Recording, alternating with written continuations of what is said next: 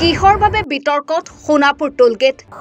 কি শক্তিয়ে বলিয়ান টোলগেট কৰ্তৃপক্ষ জৰুৰীকালীন সেৱাৰ সুব্যৱস্থা নাই টোলগেটত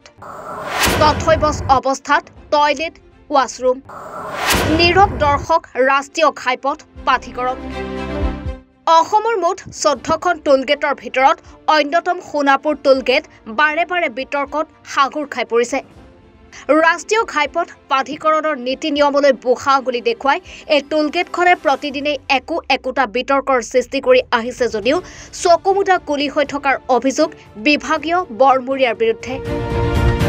এনিভাৰত 24ৰ পূৰ্বৱৰ্তী প্ৰতিবেদনত টোলগেটখনৰ ভালেকেইটা গুৰুত্বপূৰ্ণ অভিযোগ বিস্তৃতভাৱে সম্প্ৰচাৰ কৰা হৈছিল আজিৰ প্ৰতিবেদনত টোলগেটখনত বৰ্তি থকা অব্যৱস্থা সন্দৰ্ভত আৰু কিছু তথ্য সংযোজিত কৰা হৈছে ঘাইপথ প্ৰাধিকৰণে এই কথা স্পষ্ট কৰি দিছে যে প্ৰতিখন টোলগেটতে চালক আৰু আৰোহীৰ সুবিধাৰ বাবে টয়লেট আৰু ৱাশৰুম থকাটো বাধ্যতামূলক কেৱল বাধ্যতামূলকেই নহয় এইসমূহ থাকিব লাগিব পৰিষ্কাৰ পৰিচ্ছন্ন পৰিৱেশত একেদৰে চালকে জিৰণি ল'ব পৰাকৈ থাকিব লাগে ৰেষ্টৰুম যি ৰেষ্টৰুমত দৌৰণিবতীয়া চালকে জিৰণি লোৱাৰ সুবিধা পাব লাগে কিন্তু সোণাপুৰ টোলগেটত চালকে কি লাভ কৰে সেই কথা নকৈ উল্লেখ কৰাৰ প্ৰয়োজন নাই পাবলগীয়া সুবিধাৰ কথা উলিয়ালে জাগুৰ খাই উঠা টোলগেটৰ কৰ্মচাৰীৰ হাতত অপমানিত তথা প্ৰহত হ'বলৈ ইচ্ছা নকৰে ভুক্তভোগী চালকে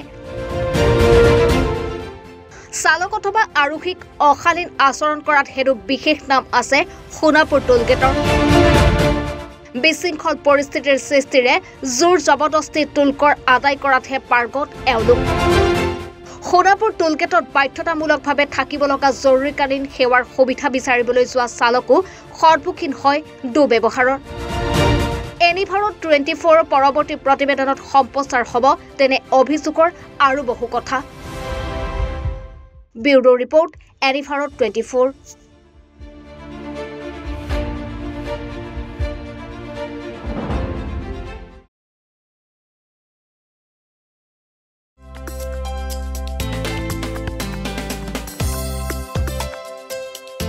আপোনাৰ ঘৰখন আৰু অফিচ চালে চকুৰুৱাকৈ সজাওক আজি আহক সকলো ধৰণৰ অত্যাধুনিক ফাৰ্নিচাৰৰ বাবে সিটি ফাৰ্নিচাৰ 6 মাইল গুৱাহাটী আমাৰ ঠিকনা 6 মাইল পাঞ্জাবাৰী ৰোড পুৰবিদাৰীৰ সন্মুখত গুৱাহাটী আমাৰ যোগাযোগ নম্বৰ 9435013969